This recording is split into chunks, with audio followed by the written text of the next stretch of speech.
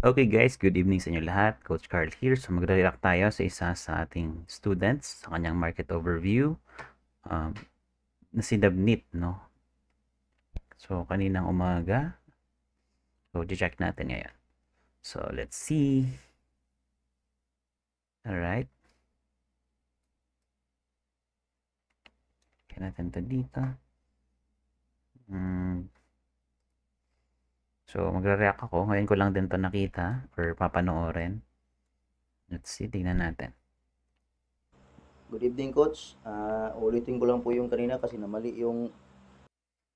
Okay, so isin ko lang yung aking audio para hindi tayo mag-echo.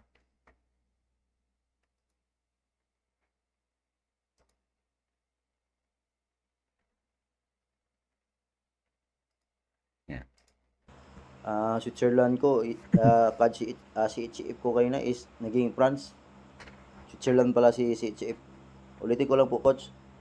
At Kasmits, pasensya na po. Ito po yung pair ko nga gusto i-pares, Coach, kasi ito kanina is nasa negative to kanina umaga. Kaya ngayon nag 0.08 na siya. Pero ito talaga yung gusto kong i-pair kaninang umaga. Napansin ko kaninang umaga ito eh.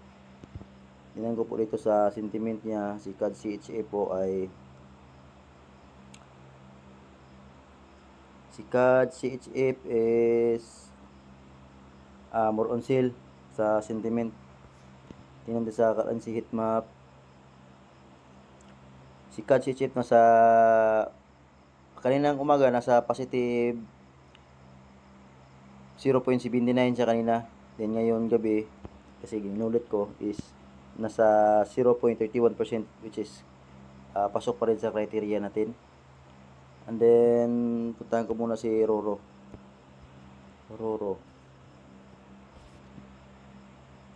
Silipin ko muna doon sa Roro kung okay ba talaga siya i-pair.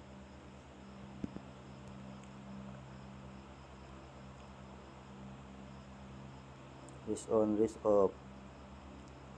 CAD CHF. Ay, wala dito. Ito. Search lang natin dito. CAD CHF. Ito. Tingnan ito. Si CAD CHF coach is nasa ano siya? Risk on. Risk on siya. Okay, tama. Sa daily, sa weekly din nasa risk on din talaga siya. Saka dito sa monthly, lamang pa rin na to si risk on dahil nasa 67 0.6721 siya, nandito 65 lang siya, lamang pa rin si risk on siya. Okay, 3 months, dito pa rin siya, naka-risk on pa rin siya. Okay,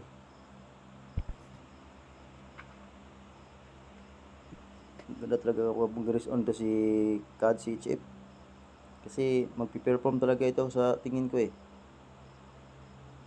So basahin natin dito sa intermarket. Puntahan muna natin sa intermarket. Hindi pa pala. Dito po muna ako sa fundamental pala. Basahin ko dito sa fundamental this week. Sabi this week. Fundamental niya po is si CHF. Uy, ayoko nito. May USD ito eh. CAD, ayoko din yan. USD yan. Ito muna. Ito lang yung meron sa kanya dito sa CHF.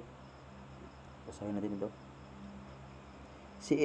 CFA Society Economic Sentiment Index gauges the amount of confidence that experts have in projected economic developments over the next 6 months in Switzerland. A total of 350 financial and economy specialists will participate in study. When calculating the index, the difference between the percentage share of economists who are optimistic about the development of economy and the percentage share of economists who are pessimistic is taken into account as a result.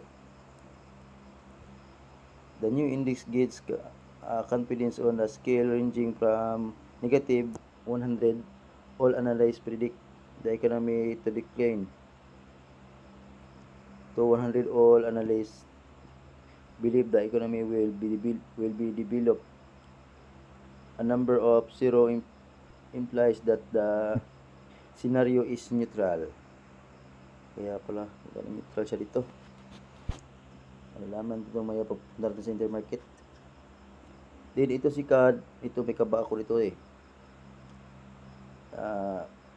Yung previous linya kasi is 0.5% yung mga sales nila sa mga light goods, retail goods service and retail automobiles. Mga goods yata, mga consume ng mga tao siguro. Combined in the retail sales. Example, auto reports incurred during a month-to-month period. Laman natin dito pagdating ng Wednesday. Ito baka mag-actual dito. Sa Canada ito. Saka dito si year, ganun din, sales din, retail. Then, ito, wala na itong data si speech kung ano kayang sasabihin dito. Abangan din natin ito. So, walang masyadong news ito si CHF, si Switzerland. Puntahan ko muna sa dito intermarket. Hanapin dito sa intermarket. For reading economics. So, unahin ko dito GDP. Tingnan ko ang GDP ng country. Hanapin muna natin. GDP growth ni dito muna tayo sa Switzerland. Basahin natin si Switzerland. Hanapin ko muna. Switzerland, ito. Switzerland. Dito tayo sa forecast. The gross domestic product GDP in the Switzerland expanded to 0.30% in the fourth quarter of 2023. Over the previous quarter, GDP growth rate in Switzerland is expected to the 0.40% by the end of this quarter, according to the 3D Economics Global Macro Models and Analyze expectation in the long term.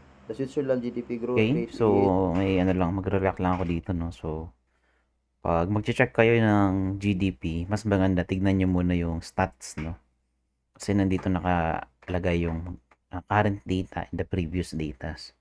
So, kung makita nyo na yon kung ano yung current market situation as of today, or sa mga previous, kung nasa expansion na ba siya, nasa contraction, or nasa peak, nasa bottom ba siya, whatsoever. Saka ka ngayon titingin sa forecast because nilulook forward mo na yung potential na reaction or gagawin ng central bank para at least makarecover man yan or mas masustain nila yung current market situation nila kung maganda yung GDP nila. So, pag nagpunta ka kaagad kasi sa forecast, nilook forward mo na agad yung upcoming without even knowing yung previous data or mga stats nila. So, dapat mo na kung anong current market cycle bago mo tignan yung forecast. is projected to trend around 0.50% in 2025 and 0.40% in 2026 according to our economic models. Ipin natin dito. Ito siya si 2023 quarter 3 sa 2023 0.3%, din dito sa quarter 4 sa 2023 0.3% pa rin siya, which is neutral pa rin. Neutral si Switzerland. Then sa quarter 4 nung nakaraang February yata to quarter 4 niya is din dito si 0.03 negative din si mag quarter 1 siya by May 30. Wala pa siyang reading, kung malalaman natin ito pagdating. Okay, then tingnan natin sa silipin natin sa interest rate nila. May Switzerland tayo. Switzerland, antok na ako, Switzerland. Saan ka na? Ito. Dito tayo sa forecast. The benchmark increase rate in Switzerland was last recorded at 0.50% interest So, rate. same lang din, no? So, lagi niyang tinitignan agad yung forecast with regards to interest rate and ibang data or indicators. So, mas maganda yung stat, yung current stat, unless kung meron ka na talagang record nung mga previous data nila, so you can proceed sa forecast. Pero kung wala kang pang data ng previous or yung current, mas maganda tignan nyo muna yung stats. In Switzerland is expected to be 1.50% by the end of this quarter, according to the Trading Economics Global Macro Models and Analysis Expectation. In the long term, the Switzerland interest rate is projected to trend around 1% in 2025 according to our economics. So, sa 2025, taas lang na interest rate. Is good sa ano nila, sa country. Iipin natin dito. Ito po siya, oh. Ito by it's coming June 20 pa yung reading dito sa interest rate na malalaman natin. Then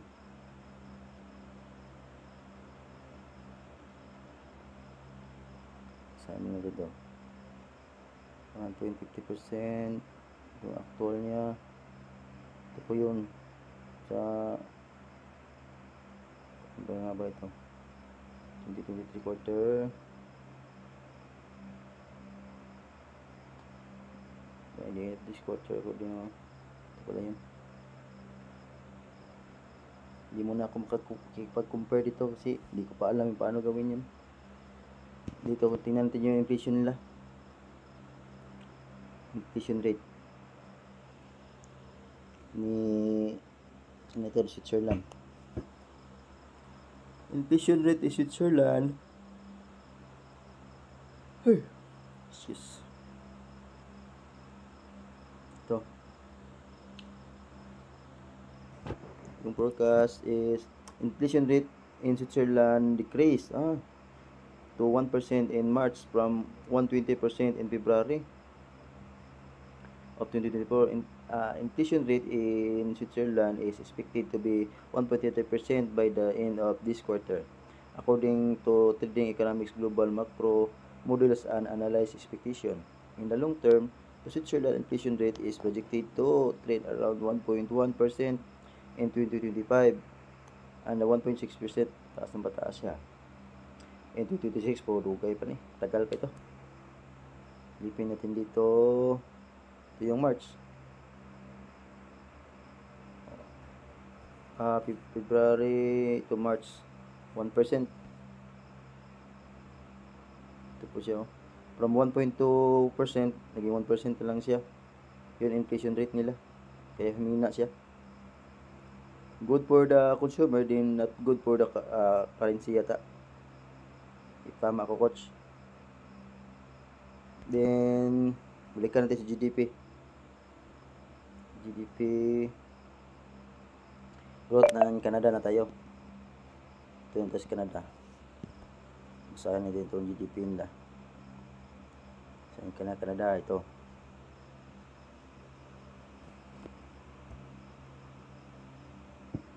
Yung GDP ni Canada,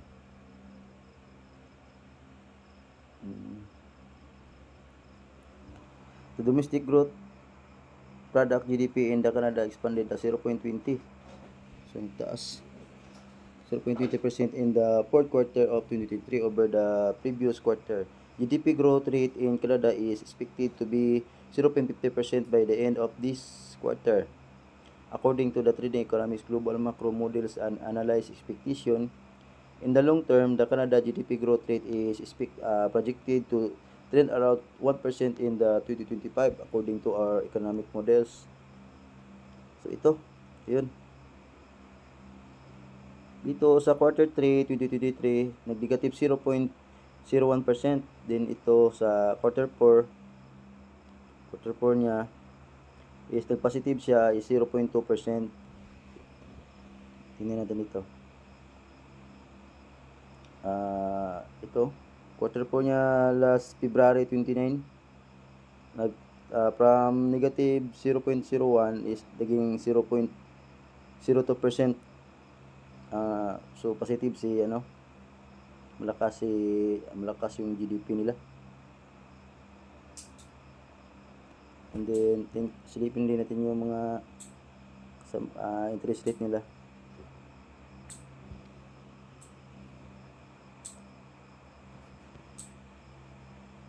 Amerika, Canada pala ako.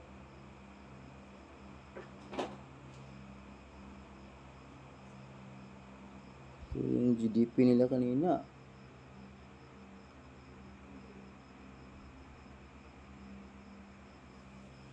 malakas currency yung GDP nila sa Canada, 5.5. Forecast. The benchmark interest rate in Canada was last recorded at 5% interest rate in Canada is expected to be 5% by the end of this quarter, according to the 3D Economics Global Macro Models and Analysis Expectation. In the long term, the Canada interest rate is projected to trend around 3% in 2025 according to our economic models. So, 2025 pa man ito si 3%. Ito na yun siya. Yung interest rate nila. So, interest rate nila, decision, ito yun 2024, ito yung bago, taas. 5% pa rin, steady lang yung nila. Steady lang yung interest rate nila. Hindi bumaba, hindi din tumaas. Then, inflation rate, silipin natin. Inflation rate, ito. Inflation rate ng Canada. It is super important ito. So, ito guys, no? Forecast. Isa sa napansin ko lang dito about paano niya kunin yung mga data is parang sobrang naguguluhan na siya eh. So, sobrang halaga pag nagbabasa tayo ng narrative. This is a narrative report ng mga each countries about kanilang GDP, interest rate, and inflation. So, dapat nire-record nyo. So, mas maganda, isulat nyo yung mga hint or keywords na nakukuha nyo dito sa mga data na to. Kasi, pag hindi nyo ginawa yun, may tendency na baka makalimutan nyo lang din yung binasa nyo. Tapos, hindi nyo nakuha talaga yung pinakahinahanap nyo na hint para makapag-decide kayo to trade in the market. So, pag ganito, medyo crumble na and nag-consume siya ng sobrang habang oras. Then, the end of the reading ng intermarket, hindi mo din naintindihan ano ba talaga yung gagawin mo. So, mas maganda mag-record or maglista kayo para at least during the time na kuha nyo yung mga information na to, meron kayong babalikan. Inflation rate in Canada increased to 2.90% in March from 2.8% in February. So, umangat yung inflation rate nila. Nagmahal yung mga bilihin. Canada expected to be 2.5% by the end of this quarter according to the Trading Economics Global Macro Models and Analysis Expectation. In the long term, the Canada inflation rate is projected to trend around 2% in the 2025. So, mababa siya sa 2025. 2025 pa makatikim yung mga tao doon na mga mura mga products. Iba. Ito na yun. Si March 2.9%. February is 2.8. Taas siya ng 1%. Katrade ko. Taas siya ng 1%. Ito yun 2024, March, April. Itong April, ang previous 2.8, 2.9 yung inangat niya siya dito sa 2014 March. Yung previous niya is 2.9%, then nagbaba sa actual ng 2.18. Dito sa April is umangat sila, nagtaas sila ng inflation rate. Ito isa May pa yata ito, May 21 para dito yung actual niya. Then may sit up na ako kasi kanina umaga pa kasi yung nakuha na kanina sit up ako kanina kanina umaga pa yun at saka inulit ko lang ngayon kasi namali yung paggawa ko. Ito po siya currently, nag-sit up kasi ako dito kasi nakita ko itong candle na red candle is kala ko magtuloy na siya pababa kasi nag-red candle na siya waiting for confirmation, pero ito pero dito biglang umangat dito sa anong araw ito, Friday biglang umangat. Di ko alam kung may catalyst ba ito yung umangat ng ganyan at na-SL ako dito. So nag-sit up ako kanina umaga. Ito yun, dito yung supply ko, ito yung supply, and dito yung resistance ko, ito yung demand ko. For GP2 po ito siya for buying. Nagbabuy ako dito, and then na-hit kanina. So, ano yun, no? So, lagi nyo tandaan, no? It regards to this kind of setup. So, previously, pinag-usapan natin about doon sa part na dapat ninyong i-consider yung mga ganitong klaseng movement. So, sobrang haba ng wick dito. Tapos, sign siya ng rejection, no? So, ibig sabihin, invalidated to dapat. Hindi mo siya ipapasukin as GP1 kasi nga, yung pagbalik, no, ng price rejection ay sobrang lakas ng buyers. So, dito pa lang is mali na siya sa part na to. Then, sa part naman ng application ng GP2 is mali din. Supposed to be dapat yung GP2 natin is interaction siya dito sa part na to kung nakapasok man siya dito. No? So, ang ginagawa niya na ngayon ay process na siya ng GP1 and titignan natin if ano na yung magiging result. Ang oras na hit ito, alas 10 ang umaga, na-hit na siya. 10 ng umaga, na-hit na siya. Then, nag-running na siya ngayon. So, I'm using our code. CFX 2.5 po siya. Coach. Okay. Tama po ako. So, ito Tapos, naka-break even ako dito. So, CFX 2.5 po siya. Okay. So, yun yung pinaka niya, no? So, ang projection niya dito ay CFX 2.5 na, pero dapat yung CFX 2 natin or GP2 natin dapat dito sa part na to, no? So, above siya ng 61.8 na Fibo level. And, itong process na to is start na siya ulit ng GP1. Okay, so GP1 na siya. Titignan naman natin is meron siya ulit price rejection. So, ito yung sinasabi ko na magandang pasok, no? So, itong dapat yung rejection niya ay hindi sobrang bilis katulad ng ganito. So, magandang pasukin siya. Then, nagtatuloy-tuloy na siya. Then, based kasi dun sa narrative report na nakita naman natin na binabasa niya is maganda yung recovery ng CAD. Then, yung CHF nag-slow down siya. So, since nagkaroon ng rate cut si CHF, possible nasa recovery period pa rin sila. Then, mas nagkaroon ng mas magandang progress yung CAD versus sa CHF. So, yan lang naman yung pinaka-reaction natin dito sa kanyang ginawa, kay Sir Leo. And congratulations, you made it so far, no? So, meron lang mga kailangang i-improve pa. And kailangang, dapat pag nagsusulat kayo or nagbabasa kayo ng narrative, pwede nyo siyang i-take note, no? I-copy nyo yung mga text, i-save nyo yung note, or kunin nyo lang yung mga key points or mga mahalagang information dun sa data na binibigay nila. For example, yung inflation, anong number, saan sila papunta, interest rate, ano yung current number, and GDP and so on and so forth. So, yun yung mga mahalagang i-record dapat. Salamat po. Okay, yun lang naman. See you guys. Good evening, Coach. Next time.